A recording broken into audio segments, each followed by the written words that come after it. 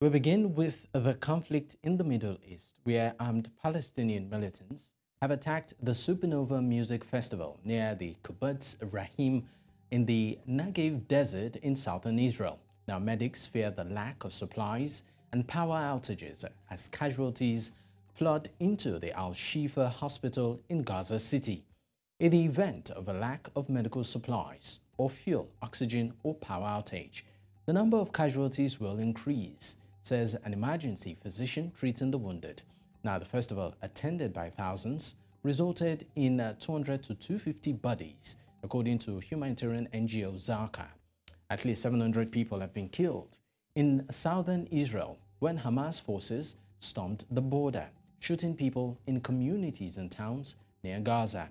At least 100 hostages have been taken from a festival. A volunteer at Zaka, a religious NGO, has experienced a deadly stampede in Meron, where 45 bodies were found. The group aims to collect bodies in accordance with Jewish law. Now joining me on the news live is Otunba Olabode, Osenie, political and public affairs commentator based in the United Kingdom. Thank you so much for your time. Thank you very much for having me. All right, great. I mean, this is really tragic. I mean, what is going on between Israel and, of course, Palestine. But Benjamin Netanyahu, the Prime Minister of Israel, has declared that Israel is actually at war.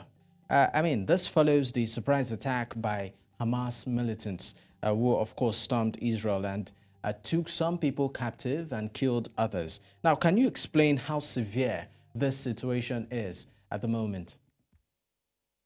I think it's an understatement to say that Israel and Palestine are at war. They've always been at war for the last, God knows, since 1948. It has been an issue of America or other powerful country that created Israel and then refused to recognize the state of PLO, where some people have always asked for two-state solution. Now, having said that, we also must not forget that every little thing that happens, it can escalate. In most cases, Israel is not happy because of the people supporting Israel, and PLO is also not happy because of the situation they find themselves. Their life is almost 100% connected to will and caprice of Israel. Israel to determine when they can have light, when they can have water, no Medicare, and all these kind of things. So PLO is like living in not only in bondage, but living in a situation where life is extremely hard for them. So this time around, so what happened again is like another day when you feel like you're under threat. Well, the Israel has all the power it can muster, but then PLO has nothing more than throwing stones. But this time around, for some reasons, PLO reacted to the issue of maybe from behind that Israel is trying to take advantage of PLO again. Of course, there were then issue of people who are kidnapped, people who are killed, and as it is, I think this is the first time ever that PLO have reacted in such a way that they keep firing rockets from Gaza to unlimited numbers.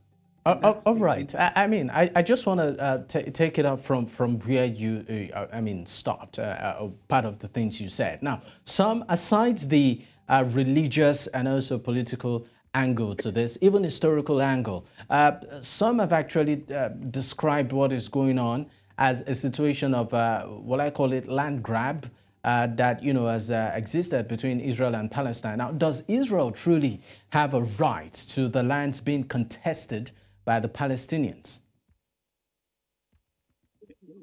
My approach to that question would be, here we already found ourselves in a position of one country supported by world power or some showing power, taking advantage of the weak one. Land grabbing has always been the issue. When Israel was created, it was created in the middle of the Arab countries. It wasn't a place created in part of America or whatever. So the issue of grabbing lands, and that has, however, that has always continued.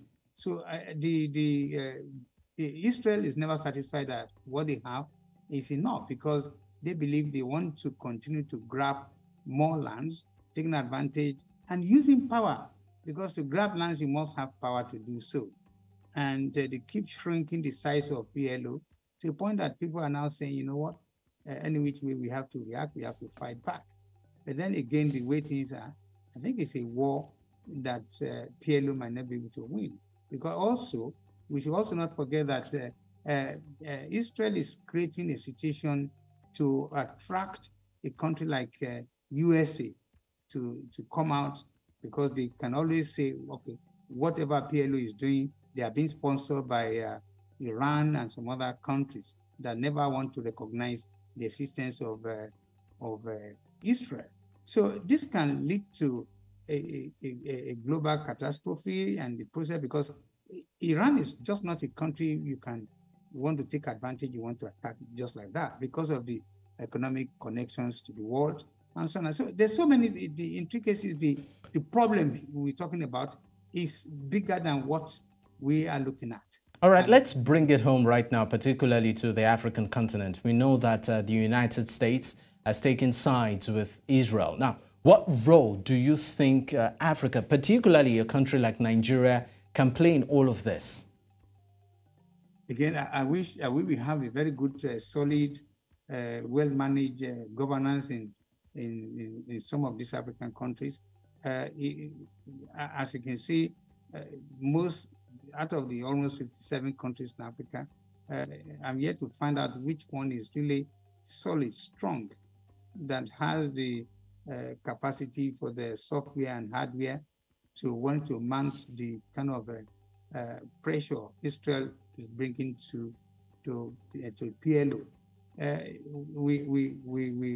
Many African countries already beset with problem of governance in their own country, and so therefore, I don't think African has the capacity or the ability to want to support. I mean, to help, because they also, in most cases, they also need help. So African countries, AU or whatever, they can probably talk. They can make, but then again, you know that wanting to talk in international relations like this, you must also be able to back it up with power. And I don't think most of African countries, not to talk of Nigeria. I mean, as you can see, you know what is going on. And I said, bad governance in most of these countries will continue to make it impossible for any African countries to want to stand out. Where South Africa might say, well, look, we want to, but how do you want to support a place like a PLO? All right, in 30 seconds, I mean, are there chances of a de-escalation or ceasefire anytime soon? And what would you, in your own way, propose as a solution to a peaceful, well, I say, end to all of the conflict that is currently ongoing at that part of the world? Yeah, the first one I would have really loved to choose will have been a one state where you merge all of them together. So they're all together, they will have to go through the problem together. So they need together, but the one other countries of the world asking for is a two-state. And this two-state, again, is yes or no to it is in the hands of America. And why America prefer to support Israel is because they know why they are doing that, because they see Israel as an ally, is a place where they can step up their campaign against whoever they don't like in Africa or in Middle East and so on and so forth. So it's a big problem. But then, like I said, the biggest problem we have is America to turn around and say, you know what, let us get to two-state creation, and maybe we can start talking from there. Otherwise, this problem is not going to stop so soon. All right. Thank you so much for your time. Otunba Olabode Osenie, political and public affairs commentator from the United Kingdom. Once again, thank you so much for your time.